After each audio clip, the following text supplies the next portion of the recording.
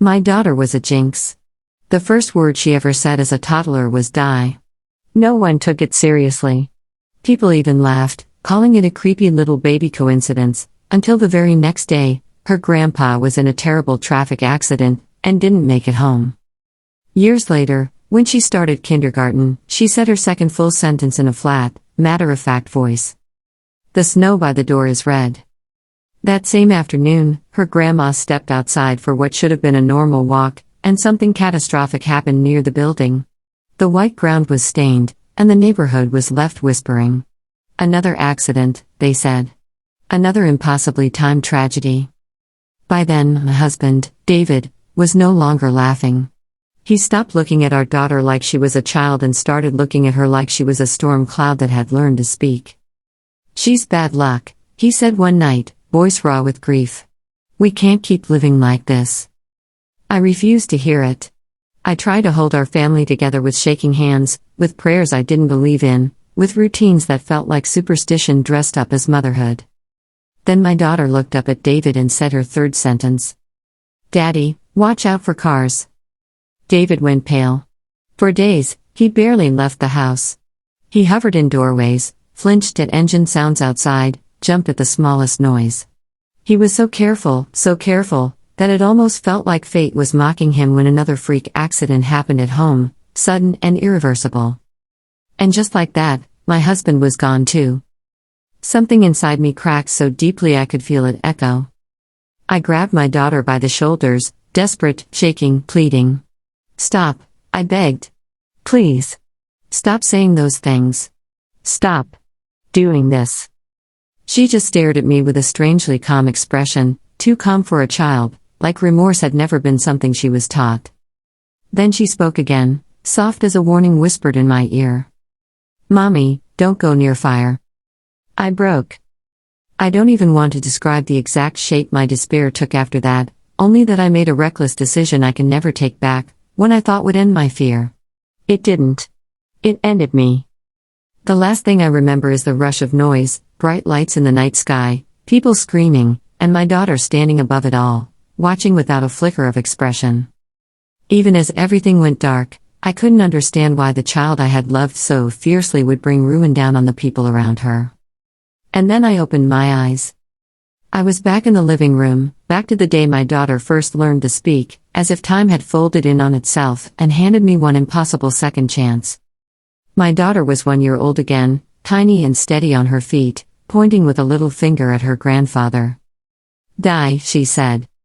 Arthur, my father-in-law, laughed like it was adorable. He leaned in, pinching her chubby hand affectionately. What's my sweet Lily saying? Say Grandpa and Grandpa will give you candy. But Lily's small face stayed eerily blank. Die, she repeated. My stomach dropped. This time, I didn't freeze. I moved. I covered her mouth, more panicked than gentle. Don't say that, I hissed, my voice breaking. Don't ever say that. Lily squirmed, startled, then started crying, big, choking sobs that made her face flush red. Arthur immediately pulled my hands away. Sarah, he said, half scolding, half amused, she's just learning to talk. Why are you acting like she committed a crime? She's not just talking, I whispered. My whole body trembled. She's cursing you. Arthur blinked, then laughed again, louder this time. Cursing me? She's a baby. I didn't know how to explain that I remembered a whole lifetime of grief. All I could do was cling to the warning like a lifeline. Please, I said, forcing my voice steady, just be careful for a while. Watch the road. Stay away from traffic. Promise me. He patted my shoulder like I was the fragile one. Sure. When I told David, he stared at me like I'd lost my mind. Our daughter is not a jinx, he said, smiling down at Lily with tenderness that made my throat ache. Sarah, are you okay? Are you overwhelmed? Maybe you should rest. Let my parents help more. A cold fear spread through me. No, I said immediately. Absolutely not. Because what if Lily said that word to someone else, and I wasn't there to stop it? Still, a sliver of hope clung to me, maybe it had all been coincidence. Maybe I had made meaning out of chaos because I couldn't survive the alternative. So I tried to control everything. I kept Arthur home. I hovered. I cleaned. I watched every step, every doorway, every small hazard my mind could invent. I lived like fear was my job. After days of being cooped up, Arthur finally sighed. I'm just going downstairs for a quick walk. In the garden. Relax. I begged him not to. I warned him again and again. But I can't wrap the world in my arms and keep it from moving. He had an accident in the stairwell, something sudden, something no one could have predicted the exact moment of, and he was gone before anyone could undo it. When the ambulance arrived, the professionals' faces told the truth before their words did. Martha, my mother-in-law, collapsed in grief.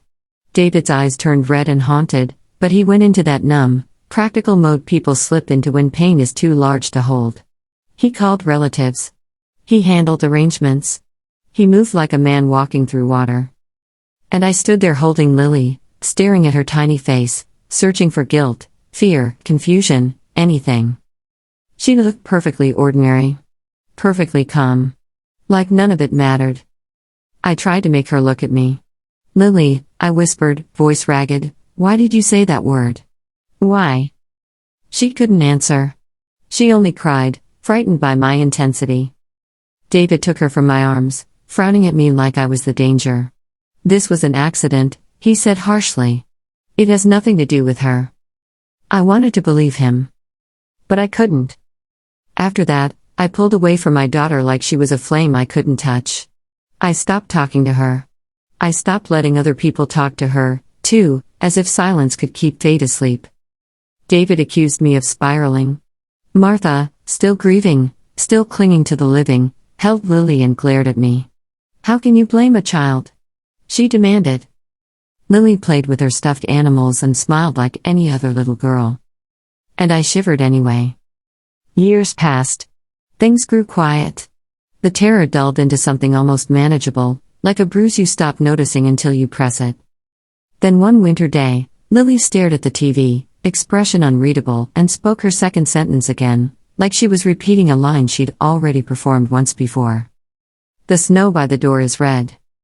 My heart kicked hard against my ribs. I ran to the entryway and cleared every trace of snow from the threshold like I could erase the future with my hands. I told myself I was being smart. I told myself I was taking control. Then the phone rang. David's voice was strangled. Sarah. Get to the neighborhood entrance. I locked Lily inside the house, not out of cruelty, but out of sheer panic, and sprinted. Martha was already on the ground when I arrived. People stood around in shock, some crying, some shouting for help, and there was nothing anyone could do but stare at the aftermath of something fast and unforgiving. Another accident. Another impossible timing. I went home with my hands shaking so badly I could barely fit the key into the lock. Lily sat in front of the TV like a statue. When I said her name, she turned her head slowly. Your grandma is gone, I said, my voice low and raw. Do you have anything to say? She just stared. No tears. No panic. No confusion. Only that same frightening stillness. Something hot rose in me, rage, grief, terror, all tangled together. I grabbed her shoulders too hard, my voice cracking. What do you want? I demanded. Why are you doing this to us?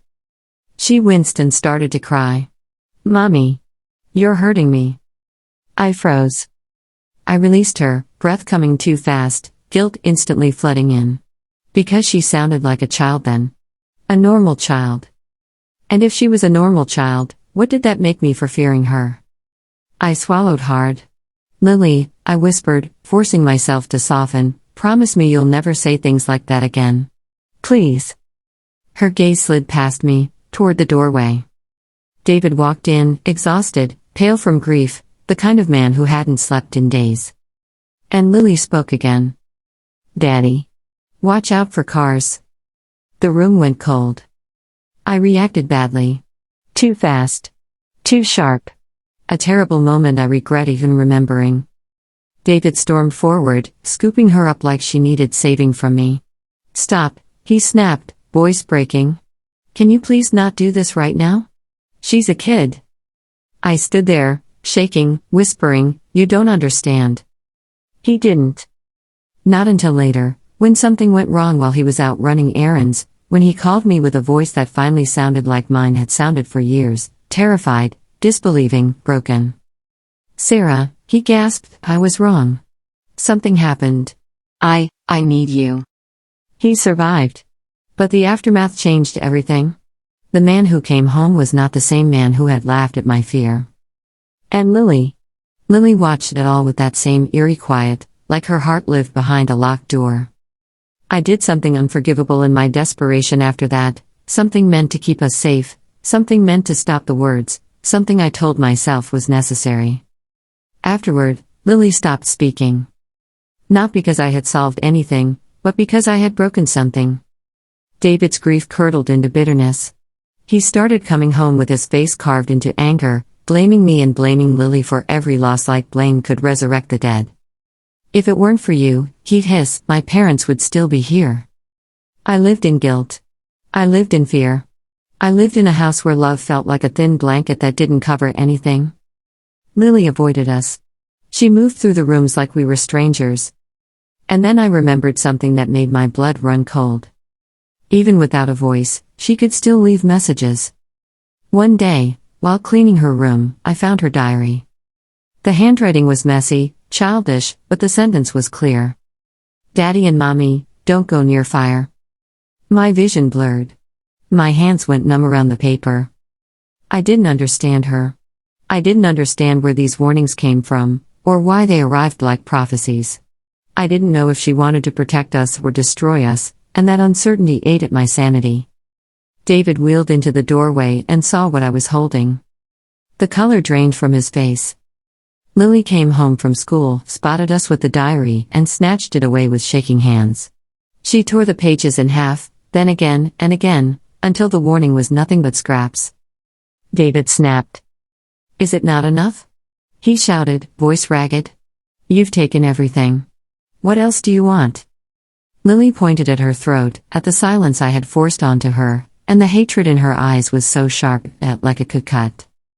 I tried to speak, tried to justify myself, but my throat closed. David turned to me, eyes burning. "Why are you still defending her?" he demanded. "How long are you going to pretend this is normal? Are you waiting until we're both gone?" "I don't know what to do," I whispered, voice collapsing. "She's our child." David's expression hardened into something I didn't recognize. "We can have another child," he said, coldly. "But if we keep living like this, we won't live at all." Then, in a low voice, like he was confessing something he'd been rehearsing in his mind for days, he told me he'd spoken to someone who claimed there was a way to break what was happening. "A way to give it back," he said.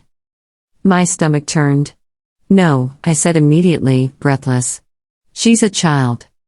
David reached for my hand, his grip trembling. "Sarah," he said, voice tight, "do you want to die? Do you want other people to get hurt because of her? What happens when she grows up and takes this outside our house?" That question lodged under my ribs like a thorn. Because what if it wasn't just us? What if this thing, whatever it was, spread?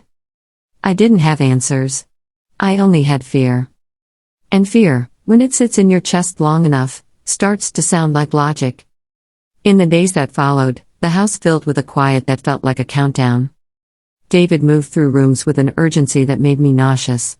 He talked about leaving, about running, about finally breathing again. I tried to smile. I tried to act like I was still a mother and not a woman being pushed towards something irreversible. Then I saw a family photo while we were sorting through things. The three of us, Arthur, Martha, David, me, Lily, caught in a frozen moment of happiness that now felt like a lie. My hands began to shake so violently I had to set the frame down before I dropped it. Because in that one glossy picture, I suddenly understood something I hadn't wanted to admit. Whatever was happening in this family, it had already taken everything. And I was standing at the edge of a choice I wasn't sure I could live with, no matter what I chose next. I stared at that photo until my eyes burned. And then I noticed it. Someone was standing with us. Not a shadow in the background. Not a glare from the flash. A person. A young woman with straight dark hair and a delicate smile, leaning just close enough to look like she belonged in the family. One hand rested on Martha's shoulder like she'd done it 1,000 times.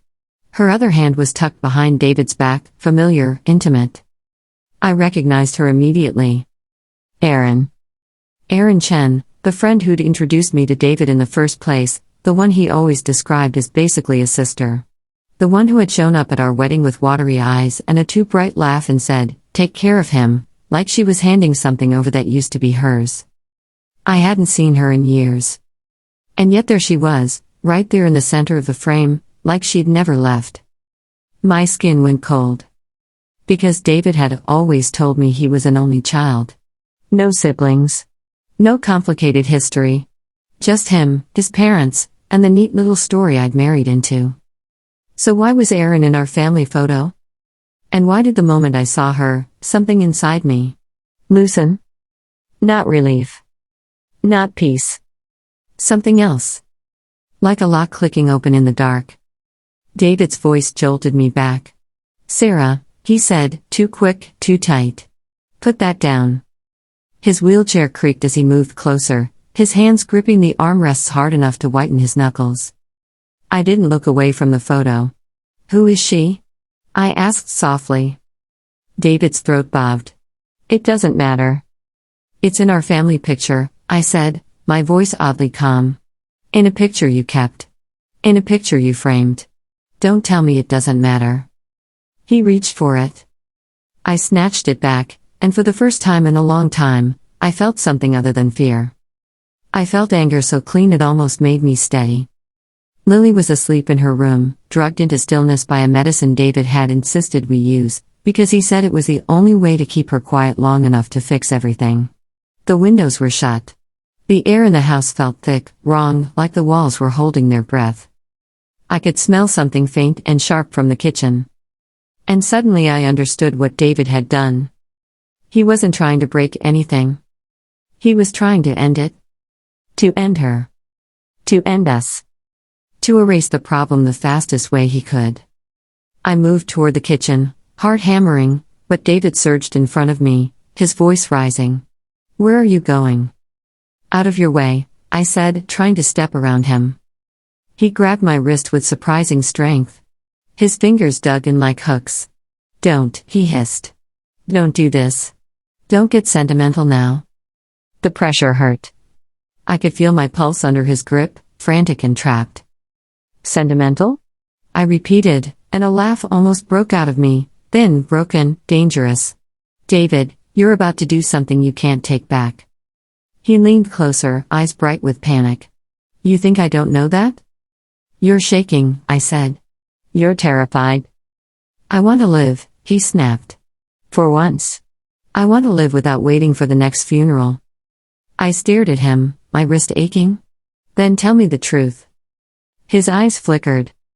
I lifted the photo. "Who is she?" His jaw clenched. "Not now." "Now," I said, and my voice was steel. "Or I swear to God, I will leave you here and go open every window in this house." His grip tightened until pain sparked up my arm. "You won't," he said, and there was something ugly in it, something that sounded like certainty. That was the moment I realized the most terrifying part of everything. It wasn't Lily's words. It wasn't fate. It was this: my husband believed he owned the right to decide who lived and who died in this house. I looked at his hand around my wrist, and I whispered, "Let go." He didn't. So I did the only thing I could think of.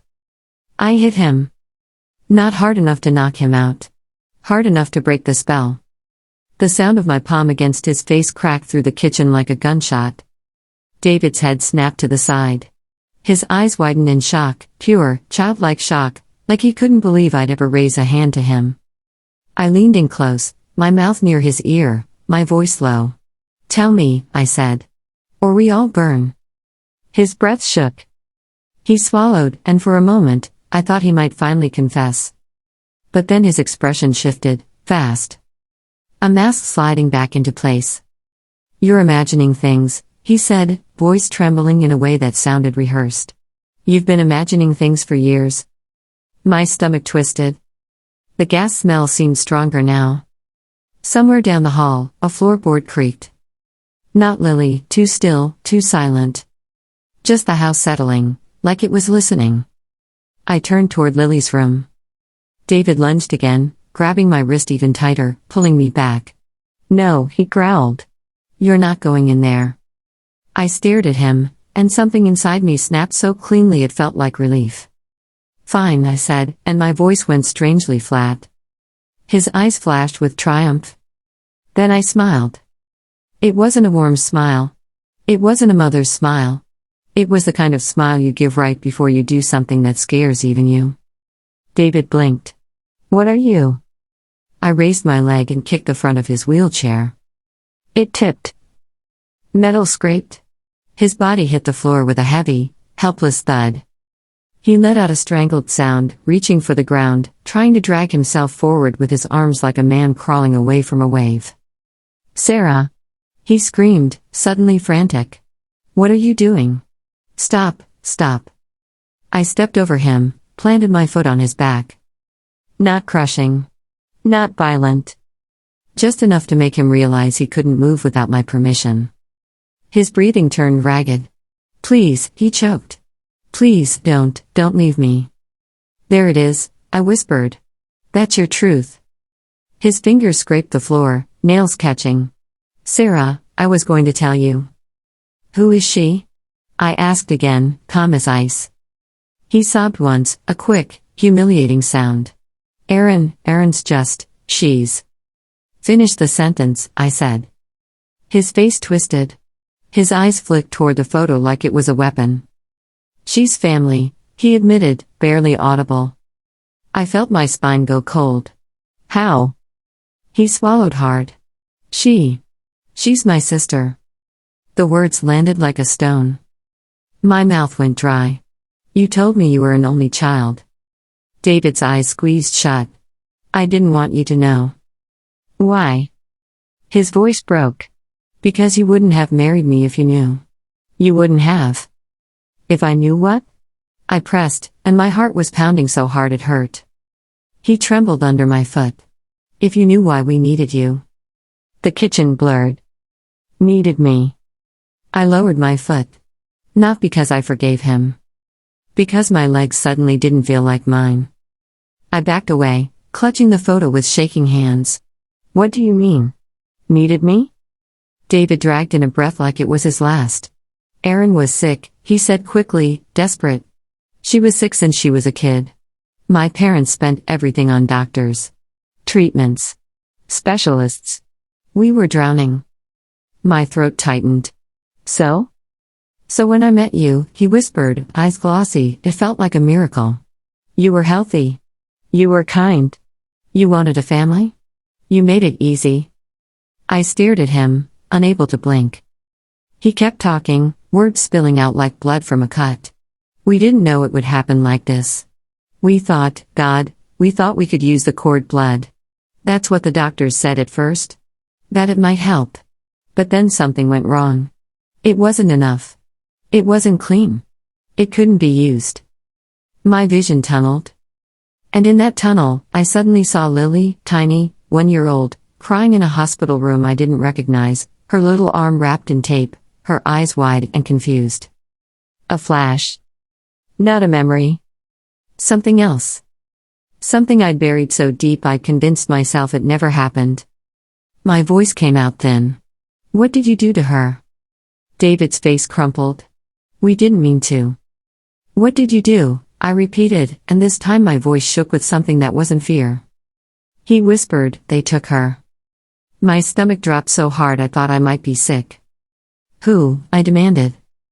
My parents, he said, and his eyes darted away, guilty. Erin. The doctors. They said it was a simple procedure. They said it was necessary. I couldn't breathe. I couldn't hear. All I could see was Lily's face, my Lily, small and helpless, held down by strangers while people who claimed to love her made choices over her body like she was a spare part. No, I whispered. David's voice rose, frantic. Sarah, listen, she was sick too. That's what they said. They said Lily's heart was weak. That she might not. Stop, I said, and the word cut through him like a blade. He faltered. I stared at him with my whole soul. When did my daughter die? David froze. His mouth opened. No sound came out. And in that silence, the floor shifted under me. Because if Lily had died, then who had I been raising? Who had I been afraid of? Who had I been blaming? My hands shook so hard the photo rattled. I backed away from David, stumbling into the hallway like the house was suddenly a stranger. I rushed toward Lily's room. My fingers fumbled with the doorknob, desperate, wild. I threw the door open. And the world went white. Sound slammed into me. Heat. Force. A roar so loud it erased thought. I didn't see flames swallowing my home in detailed, cinematic clarity. I only remember the sensation of being thrown, of crawling, of my throat burning, of air turning into something you couldn't trust. I remember screaming Lily's name until my voice turned to sand. I remember David calling out once, just once, before the noise swallowed him too. And then darkness. When I came back to myself, I was sitting under harsh fluorescent lights with my hair smelling like smoke and my skin stinging like I'd been scraped raw. A table. A plastic cup of water I couldn't drink. 2 men across from me. One of them wore a suit that screamed tired authority. The other looked younger, impatient, the kind of man who still believed anger could fix the world. The older one introduced himself calmly. Detective Chen. His voice was steady, practiced. Like he'd said this 1,000 times. Sarah, he continued, we need you to tell us what happened in your apartment. I blinked at him, slow. My daughter, I whispered. Detective Chen's eyes didn't change, but something in the room did. A barely there tightening. The younger officer slapped a folder down on the table. Your daughter is not the victim here, he snapped. Your husband is. Don't play games. I flinched. Detective Chen held up a hand to calm him, then looked at me again. We have evidence, he said quietly. We have witness statements. We have a timeline. We have physical findings from the apartment. He slid a photograph toward me. The remains of my kitchen, blackened, broken, gutted. My home looked like a burned-out shell. My chest tightened. David, I started. Detective Chen interrupted gently. David died from smoke inhalation, he said. He didn't make it out. The younger officer leaned forward, eyes sharp. And he could have, he added. If you'd let him. I stared at them. If I'd let him. Like I'd been standing there with a key in my hand, deciding who got to breathe. I shook my head slowly. Lily, I said again. Where is Lily? The younger officer's face twisted. Are you serious right now? Detective Chen's expression tightened the smallest bit. Sarah, he said carefully, your daughter. No, I cut in, voice rising, panic cracking through my comm. No. I want to see her. I need to see her. The younger officer slammed his palm on the table. Stop it. I jerked, startled. He stared at me like he hated me. Your daughter has been dead, he said, enunciating every word like he was talking to someone slow, for 5 years. The room tilted. My stomach flipped. I laughed once, sharp and wrong. That's impossible. Detective Chen's voice stayed measured. It's not impossible, he said. It's documented. I shook my head harder. No. She was in my house. She was watching TV. She hasn't spoken since she was little? The younger officer cut in, mocking. That's your story now? I squeezed my eyes shut, trying to steady my breathing. My daughter. My mute daughter. My cursed daughter. My. Dead? My hands started to shake again, uncontrollable. Detective Chen opened the folder and turned it toward me. A death certificate. A hospital report. Dates that didn't make sense. Words that felt like knives. Congenital heart disease. Complications. Age, 1. My mouth opened, but no sound came out. Because I remembered something. Not the reincarnation. Not the warnings. Something real. A hospital hallway. Cold floors. The scent of disinfectant. My daughter's tiny body in a blanket too big for her, her face still, lips slightly parted like she was about to cry. David's voice in my ear, calm and soothing, like he was talking me down from a ledge. "We can have another," he whispered. "We can try again. It'll be okay." And I remember staring at him through a haze, thinking, I'm going to kill you. Not with my hands. Not today. But someday. Detective Chen watched my face like he was reading a language I couldn't control. The younger officer scoffed. "So," he said, "are you going to keep pretending you don't remember? Or are you finally going to tell the truth?" "The truth," I whispered. Detective Chen nodded slowly. "Why did you do it?" "I didn't," I said automatically. The younger officer laughed, short and cruel. "You didn't? The gas was turned on. The windows were sealed. Your husband couldn't get out. There are marks on his wrists. There are signs of a struggle. You want to tell me that's an accident?" My throat tightened until it hurt. Detective Chen leaned forward. "We're not here to debate what happened," he said softly. "We're here to understand why." I stared at my hands. My wrists were bruised. My skin was burned in places. My head throbbed like something was trying to escape from inside it. And then my eyes fell on the family photo Detective Chen had set on the table, a copy they'd taken from my apartment. Arthur. Martha. David. Me. And Aaron. Aaron smiling like she'd won something. Something inside me snapped fully into place. Like a puzzle piece locking in. I lifted my eyes to Detective Chen. "I want a lawyer," I said. The younger officer scoffed again, but Detective Chen nodded like he'd expected it. "You're entitled to one," he said. On the day of the trial, the courtroom was packed. People filled the benches like they'd come for a show. Media cameras waited like hungry animals. I heard my name whispered like a curse, killer, monster, psycho, before I even sat down. Erin was there. She sat in the front row. Her eyes were swollen, but not from grief. From rage. When they brought me in, she stood up like she couldn't help herself, like her hate had muscle memory. "You," she started, and the bailiff warned her to sit down. She did, shaking, eyes locked on mine. I looked at her and felt something almost calm. Because seeing her in the flesh did something no interrogation room ever could. It made everything sharp. It made everything real. The judge read charges. The prosecutor spoke in clean, polished sentences. They called me cruel, calculating, unstable. They said I sabotaged a car. They said I staged accidents. They said I planned the fire. They said I murdered my husband. They were right. And when it was my turn to speak, the room held its breath. I stood.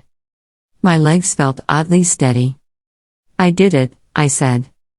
A wave of sound rippled through the courtroom, gasps, murmurs, someone whispering, "Oh my God." Erin's head snapped up, eyes wide like she hadn't expected confession. Like she'd wanted me to fight so she could win. "I did it," I repeated, louder. "And it didn't start with David. It started with my daughter." Erin's face tightened. "Your daughter was sick," she shouted, unable to help herself. "She died from her condition. That's what the doctors said." Her voice shook with practiced righteousness. I looked at her until she faltered. Then I said, "My daughter didn't die for no reason." The courtroom stilled. My lawyer stood, calm and composed, and handed the judge a stack of documents. Medical records. Transfers. A procedure that should never have happened without a mother's consent. A baby taken from her home. A baby used. They tried to call it a complication. They tried to call it bad luck. But the paper trail didn't care what they called it. It only showed what they did. My voice came out low and raw. When I found out, I said, my daughter was already gone. Cold. Wrapped up like something you throw away after you've taken what you needed. Erin's face went pale. She shook her head, frantic. "That's not, no." I kept going, because once the words started, they didn't stop. "You were sick," I said. "You needed a donor. You needed a miracle. And my husband's family decided my daughter was the easiest miracle to take. Erin's mouth opened, but nothing came out. Her hands trembled in her lap. Around her, people shifted, uncomfortable now, uncertain. The story had changed, and suddenly the monster in the room didn't look quite as simple. Erin's voice came out thin. We didn't mean for her to. No, I interrupted. You just meant to take. My lawyer spoke then, smooth and practiced, explaining diagnoses, timelines, consent, the kind of language that makes atrocities sound clean. And when the judge asked about my mental state, my lawyer presented another stack of papers. Evaluations. Hospital reports. Words like dissociation and delusion and severe psychological break. They said I wasn't stable. They said I wasn't fully present. And the worst part was, they weren't lying. Because here is the truth I never said out loud until that courtroom. There was no reincarnation. There was no curse. Not the way I told it. It was something I built. Something I fed. Something I made myself believe so completely it became my reality. Because I knew there were only a few ways people escape a cage once the bars close. And I chose the only one I could live inside without shattering completely. If I could convince myself Lily was still here, silent, watching, warning, then I could survive long enough to do what I needed to do. If I could turn my grief into a story about fate and prophecies, I could hide the truth in plain sight. I could make murder look like tragedy. I could make planning look like panic. And I could make myself look broken enough that the law would hesitate. The judge's gavel came down with a sharp crack. Mandatory hospitalization. Indefinite treatment. A locked place with white walls and locked doors where the world could pretend I was safe and contained and no longer a threat. Erin collapsed in her seat like someone cut her strings. She looked at me like she was finally seeing me, not as a villain in the newspaper, but as something worse. A mother who had nothing left to lose. In the hospital, days became soft and endless. I learned to smile at the right moments. To speak calmly. To keep my voice even. To cry just enough to look human. I learned that if you want to fool professionals, you don't start by fooling them. You start by fooling yourself. You tell the lie so many times it stops being a lie. It becomes a room you can live in. A nurse once asked me gently, "Do you still believe your daughter was a jinx?" I blinked at her like she'd asked something ridiculous. "My daughter was a baby," I said softly. "She didn't hurt anyone." And I meant it. My roommate, a tired woman with sad eyes, watched me one night and said, "You look normal. How did you end up here?" I turned the page of my book and answered in the quietest voice, because I wanted the world to think I'd lost my mind. She frowned. "Why would you want that?" I didn't look up. "Because when you lose your child," I said, "the world expects you to suffer quietly. They don't give you permission to punish the people who took her." She stared at me for a long time, then looked away. Years passed. I behaved. I complied. I learned which doctors liked flattery and which ones liked fear. And eventually, the hospital got tired of paying for me. They called it progress. They called it recovery. They signed papers. They opened the door. The first thing I did was find Erin. She'd moved cities. She changed jobs. She tried to outrun her own shadow.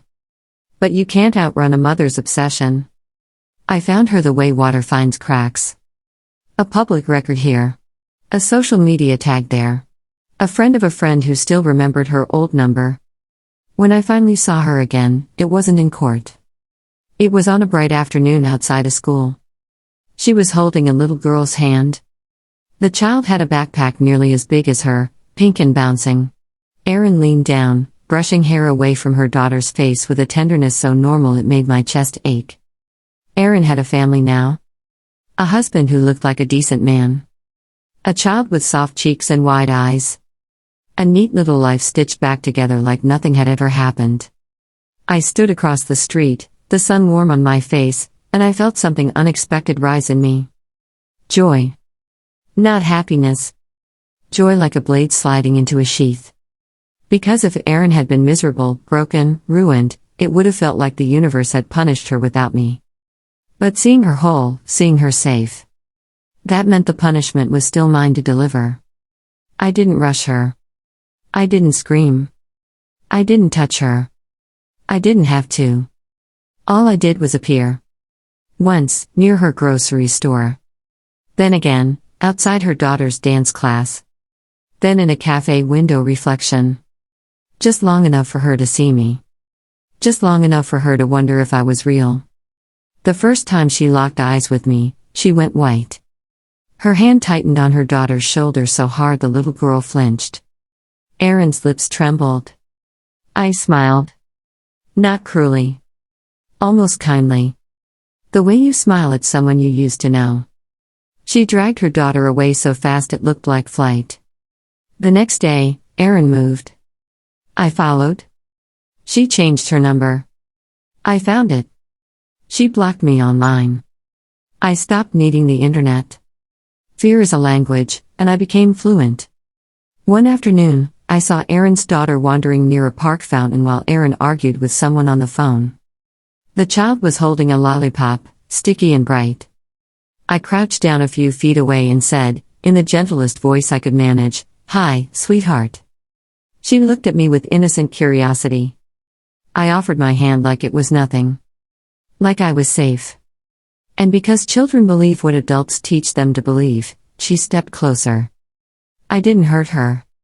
I never planned to. I only walked her a short distance, just far enough that Erin turned and didn't see her. Just far enough for Erin's face to twist into terror so pure it was almost holy. She screamed her daughter's name like she was tearing her own throat open. People stared. Phones came out. Someone started running. And then I brought the little girl back. Calmly. As if I'd simply found her. As if I'd rescued her. Erin fell to her knees, sobbing, clutching her child so tightly the little girl began to cry too. I leaned down, close enough that Erin could smell my perfume, and I whispered, "Now you understand." Erin looked up at me, eyes bloodshot, shaking. "Please," she choked. "Please. I'm sorry. I'm sorry. I didn't." I smiled again, soft as velvet. "You said it was bad luck," I murmured. "You said it was an accident." Her breath hitched. "So now," I continued, "let's call this what it is." Her lips trembled. "What?" I tilted my head. "A coincidence." From that day on, Erin lived like a hunted animal. She checked locks 5 times. She jumped at footsteps. She stopped letting her daughter out of her sight. Her husband looked at her like she'd gone crazy. And when she tried to explain, he didn't believe her. Because how do you explain a mother's vengeance without sounding like a ghost story? Erin started losing weight. Her hands shook constantly. She began making mistakes at work. She started seeing me even when I wasn't there. And the cruelest part was, I didn't have to do much at all. Because once fear is inside someone, it becomes self-sustaining. One day, Erin found me waiting near her car. Not blocking her path. Not threatening. Just there. She froze, like her body had learned a new kind of paralysis. "Why?" she whispered, voice cracking. "Why are you doing this? What do you want?" I looked at her for a long moment. And for a split second, I almost said the truth. I want my daughter back. But the dead don't come back. So instead, I said, I want you to wake up every day and feel what I felt. Erin's eyes filled with tears. "I'm sorry," she whispered again, and it sounded like a prayer. I nodded, as if I accepted it. Then I said, "Sorry doesn't resurrect." Her breath came fast. "If I die," she whispered, trembling, "will you? Will you leave them alone? My husband. My daughter." I studied her face. She was wrecked. Hollow. Crumbling. And still, behind her eyes, I saw it. The same selfish calculation. If I sacrifice myself, can I buy my child's safety? I blinked slowly. "I'm not here to hurt your daughter," I said, and I meant it. Erin flinched like she didn't know what to do with that. I stepped closer, lowering my voice to something almost gentle. "She's innocent," I said. "I know the difference." Erin's mouth opened and a sob escaped. For a moment, she looked like she might collapse right there on the pavement. Then she turned and ran.